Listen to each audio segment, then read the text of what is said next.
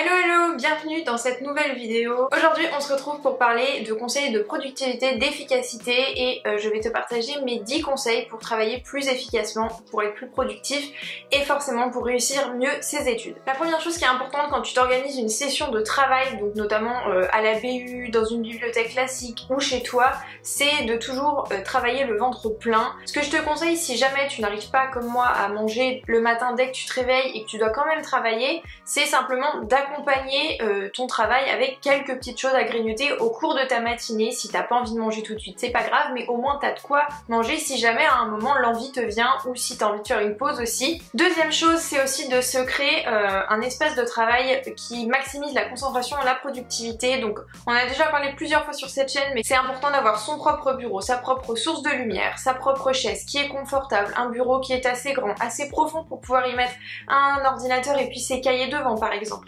Mais c'est aussi un endroit où on doit se sentir productif au maximum de ses capacités et donc il faut aussi que ce soit un endroit où tu as accès à tous tes cours, à toutes tes fournitures scolaires facilement, tes dictionnaires, tes manuels, etc. dans lesquels tu vas pouvoir piocher des informations. Si tu es obligé de te lever de ta chaise, bah tu vas avoir tendance à pas le faire simplement parce que tu as la flemme. Et pour avoir envie de t'asseoir à ton bureau et d'y travailler pendant plusieurs heures, ce qui est important aussi je trouve c'est de se faire une décoration à son image. Une décoration qui va être motivante, qui va être inspirante, qui va faire que tu vas avoir envie de t'asseoir tout simplement. Que ce soit des photos de ta famille, des photos de vacances, des objectifs, ta bucket list pour l'année, je te remettrai celle que je t'ai faite en template en barre d'infos si ça t'intéresse. Tout ce qui est décoration qui peut t'aider à te concentrer ou simplement voilà une bougie pour une petite ambiance sympa le soir, une plante parce que ça permet aussi d'aérer en fait ta pièce. Tout ça c'est autant de choses qui vont te faciliter la vie entre guillemets, en tout cas l'envie de travailler à ton bureau, de t'installer pour travailler, de pas être tenté de travailler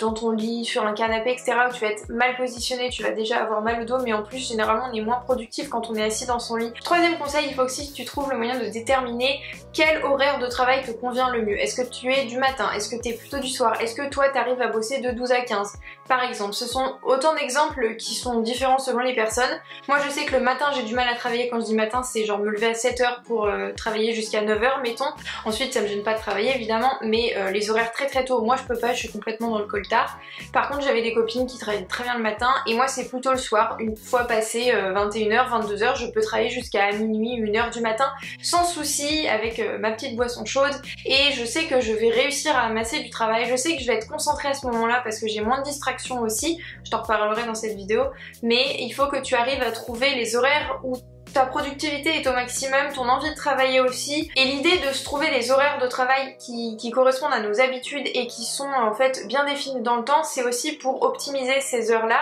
et tout simplement pour éviter d'utiliser des créneaux horaires très large parce que tu vas être tenté de te dire par exemple si tu sais pas trop comment tu fonctionnes, bon je travaille tous les jours de 8 à 12 puis de 14 à 19 et en fait dans ces horaires là ça se trouve de 8 à 11 t'es pas du tout productif, tu vas avoir la flemme, tu vas être tenté de regarder ton téléphone toutes les 5 minutes ou d'aller sur Facebook, tu vas faire beaucoup de pauses et puis tout ce que tu vas faire ça va être à moitié fait et tu vas pas avoir l'inspiration pour compléter un texte, tu vas pas réussir tes exercices etc. tout simplement parce que c'est pas des horaires qui te conviennent et c'est trop bête d'utiliser ces horaires là. C'est du temps perdu en fait, alors que si tu t'étais rendu compte qu'en fait de 12 à 14 toi t'es au max de la productivité et qu'en 2 heures t'aurais pu faire ce que t'as pas réussi à faire en 4 heures ce matin, ben t'aurais gagné du temps tout simplement. Si comme moi t'as du mal quand même à accepter le fait que tu vas pas être autant productif que d'habitude sur certains horaires, dans ce cas là tu peux aussi faire d'autres petites choses en fait, d'autres petites tâches qui sont moins importantes, moins urgentes, qui demandent moins de rigueur. C'est les horaires que j'utilisais pour corriger les exercices par exemple, ou revoir des exercices, ou simplement corriger des fautes dans mes cours qui avaient été pris bruts en classe, parce que du coup ça demandait pas une énorme concentration, j'étais pas en train d'apprendre réellement mon cours, même si je le relisais, donc c'était un peu voilà une façon de reprendre mon cours aussi, mais simplement je corrigeais les fautes, je vérifiais que j'avais pas écrit deux mots les uns à la suite des autres qui étaient similaires, je pouvais remettre mes titres en couleur si je les avais pris au crayon à papier par exemple, ou quand j'étais sur l'ordinateur, je refaisais la mise en page de mon cours pour le rendre un peu plus joli. Rien que ça,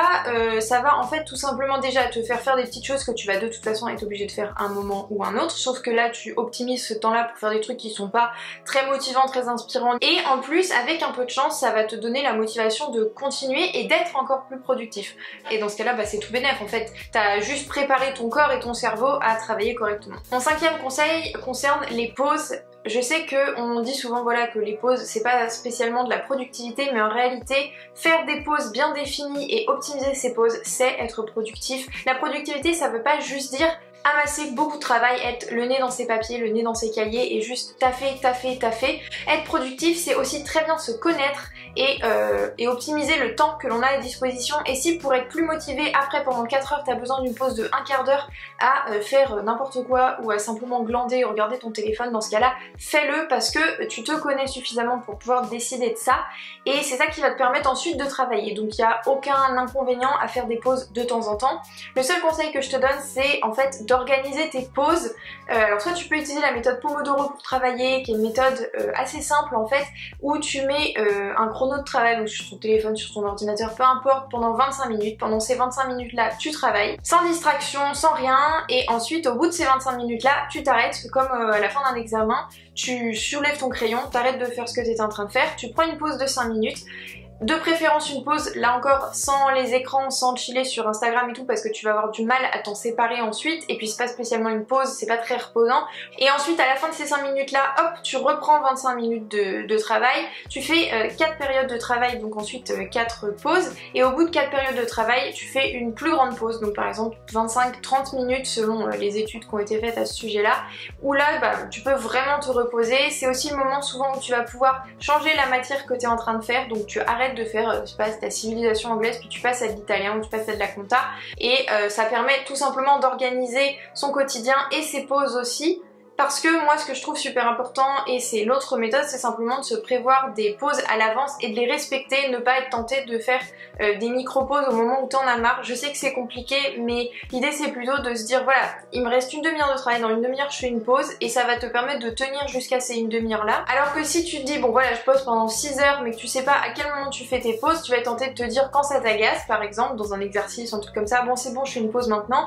tu vas pas chronométrer, tu vas avoir envie de faire plein de choses en fait autres et de plus te remettre le nez dans tes cahiers et du coup tu vas perdre du temps puis tu vas pas être motivé à retourner travailler. Alors que si tu te dis voilà toutes les demi-heures, tous les quarts d'heure je fais une pause de 2 minutes,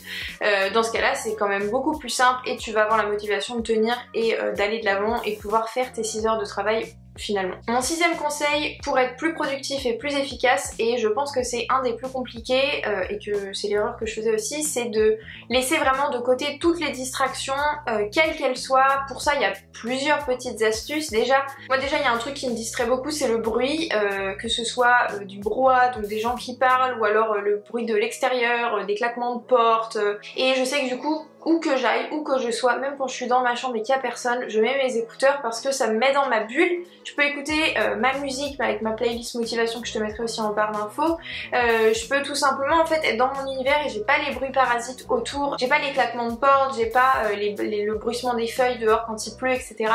Et ça m'aide vraiment à me concentrer. Après quand t'es à la BU c'est pareil, souvent c'est quand même plus agréable de travailler avec des écouteurs, un casque, enfin en tout cas quelque chose qui te sépare un petit peu du monde et des autres, parce que dans une BU c'est certes calme mais il y a quand même les gens qui sortent leurs affaires, il y en a qui parlent de temps en temps, tu peux avoir le bruit des ordinateurs ou des gens qui tirent des livres dans les étagères, ou le bruit des pas tout simplement, et ça peut être quand même autant de parasites qui vont faire que tu vas relever la tête, tu vas pas arriver à te concentrer forcément sur ce que tu es en train de faire. Donc autant utiliser les outils qui sont à ta disposition, notamment la musique pour ça, ou alors du bruit blanc aussi, ça marche très bien. Et après la plus grosse distraction, et ça c'est le problème de notre génération, c'est le téléphone notamment. Alors pour ça il y a plusieurs astuces. Moi j'ai jamais téléchargé les applications qui te permettent de bloquer ton téléphone, comme je crois il y a Forest que je te mettrai ici, qui a l'air d'être une application vraiment très sympa mais qui est payante et j'ai eu la flemme de l'acheter. Il y a aussi des applications autres sur ordinateur notamment qui bloquent l'accès à certains sites, donc tu peux bloquer les réseaux sociaux, tu peux bloquer YouTube, tu peux bloquer tout ce qui sert pas en fait à ce que tu es en train de faire, tes recherches ou tes cours, etc.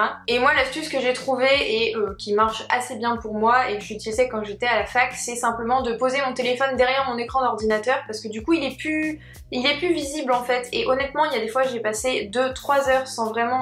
jamais y toucher, parce que c'est pas comme si j'avais oublié qu'il était là, mais comme il était pas dans mon champ de vision quand je suis en train de travailler de pianoter sur mon ordinateur, ben j'y pense pas tout simplement, et comme j'en ai pas besoin pour faire mes recherches parce que je suis sur mon ordinateur, ça va beaucoup mieux, je suis pas distraite par ce truc là. Une astuce aussi que je faisais à un moment, c'est que avant une session de travail, je me déconnectais de mes réseaux sociaux sur l'ordinateur, je me déconnectais de YouTube. Je me disais que si jamais dans un moment de folie j'avais envie de faire une pause, je voulais regarder une vidéo YouTube parce que voilà j'étais fatiguée, ça m'agaçait, etc. Il fallait que je me reconnecte. Et rien que le fait de me dire oh il faut que je retrouve mon mot de passe, que je tape, etc., que ça me lance dessus et tout, trop la flemme, donc du coup je me remettais à travailler. Donc voilà, si jamais ça peut t'aider, je suis contente. J'ai deux conseils d'organisation et le premier c'est déjà d'avoir accès à l'outil qui te permet de savoir ce que tu as à faire, que ce soit un agenda, un planeur, une to-do list, peu importe. Il faut que ce soit accessible facilement, qu'elle soit punaisée devant ton bureau, que ce soit sur ton ordinateur, sur ton téléphone, sur un post-it à côté, dans ton agenda, peu importe. En tout cas, c'est la première chose que tu dois vérifier avant de te lancer dans le travail et je te conseille même si tu fais des journées entières de travail à la maison ou à la BU, de prévoir à l'avance ce que tu dois faire pour que tu aies tout à disposition. Je te conseille vraiment de commencer à préparer ta to-do list du lendemain, la veille au soir, pour simplement que tu sois déjà dans l'état d'esprit de savoir que tu dois faire ça, ça, ça, ça, ça, et tu vas un peu aussi avoir le temps de prévoir combien de temps tu vas pouvoir utiliser pour chaque en fonction de ce que tu as déjà fait et en fonction de ce que tu connais de ton fonctionnement aussi. Le fait que ce soit marqué, que tu l'aies fait la veille pour le lendemain, je trouve moi en tout cas que ça me motive beaucoup plus à le faire que si je le fais le matin où je vais avoir tendance à me dire en fait il est déjà 9h, je suis pas sûre d'avoir le temps de le faire donc je vais le repousser à demain. Voilà, ça permet en fait de prévoir à l'avance et simplement de s'en tenir à ce qui est prévu. Suite à ça, le samedi matin quand tu te réveilles, première chose à faire, checker l'ordre des priorités, donc en fonction de ce que tu as déjà établi. Je t'ai parlé dans une précédente vidéo et je te la mettrai dans le petit, je sais plus de quel côté il est, mais d'un système de gestion des priorités avec trois couleurs, le rouge, le orange et le vert en fonction de la priorité simplement de la tâche. Et ce qui peut être intéressant à faire quand tu as beaucoup de choses à faire et pas mal de choses urgentes ou rapides à faire, c'est de commencer par ce qui est urgent et qui est casse-pied à faire. Une fois que tu as fini ça, tu passes à ce qui est urgent et qui est moins casse-pied, parce que toujours la question des priorités. Et une fois que tout ce qui est urgent est terminé pour la journée ou pour la semaine en fonction de ce que tu te fixes comme deadline, tu passes à ce qui est casse-pied mais pas très compliqué, puis casse-pied et moins compliqué et ainsi de suite. Et comme ça tu vas tout simplement ne pas repousser les tâches que tu as à faire jusqu'à avoir fait tout et ensuite tu peux ajouter des tâches s'il te reste du temps ou simplement te remercier en faisant quelque chose qui te plaît. S'il y a bien une chose qui rend assez inefficace et peu performant, c'est le multitasking. Je sais qu'on en parle beaucoup et d'ailleurs moi je fais souvent ça aussi, mais en fait ça peut te rendre très peu productif si tu fais pas du multitasking correct. J'entends pas par multitasking par exemple écouter de la musique et faire une tâche en même temps, pour moi c'est juste s'accompagner d'un bruit, mais par exemple regarder une série tout en faisant autre chose, ça c'est du multitasking. Et quand je parle de multitasking, je pense aussi à en fait t'es en train de faire une tâche et t'as ton cerveau qui part un peu comme ça et tu te dis oh mince faut aussi que je fasse ça et que je fasse ci et ça et j'ai tel truc à faire et du coup ça me fait penser que ça, etc. En gros t'es plus du tout concentré sur la tâche que tu es en train de faire, t'es en train de penser à 1000 choses. Donc pour ça simplement aie toujours avec toi une liste à côté, une feuille blanche, peu importe, où tu notes les choses auxquelles tu penses à ce moment là, en fait comme un brain dump, enfin tu vides ton cerveau de toutes ces choses là qui restent un peu à stagner et qui t'empêchent d'être concentré, d'être motivé et d'être productif, et tu verras plus tard. Tu finis ta tâche et une fois que tu as fini ta tâche, tu peux voir comment gérer les choses auxquelles tu as pensé pendant ces choses-là. Ceci dit, et c'est mon conseil suivant, dès que tu sens que tu es en train de lâcher, que tu es plus concentré, que tu bailles, que tu fatigues, que tu regardes ailleurs, que tu as envie de regarder ton téléphone vraiment souvent, que tu fais beaucoup de micro-pauses, c'est certainement le moment de te dire voilà c'est bon, c'est fini, j'arrête, soit je fais une grosse pause, soit vraiment je referme mes cahiers et je verrai ça à un autre moment, parce que ça sert à rien de continuer à essayer de te forcer pendant des heures et des heures sur des trucs. Tu vas là encore perdre du temps alors que ça se trouve 3 heures plus tard tu auras fait un regain d'énergie et tu pourras te remettre à travailler. Soit tu peux aussi changer de matière parce que c'est peut-être la matière en soi qui commence à te barber, ça fait 4 heures que t'es dessus, t'as envie de passer à autre chose. Et mon dernier conseil c'est de garder un bon rythme de vie.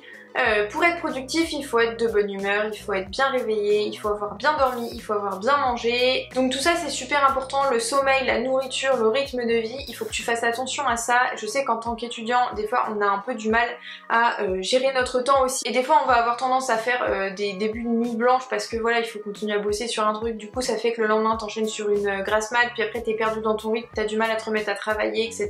Mais il faut quand même essayer de se fixer des limites. Tout simplement ne pas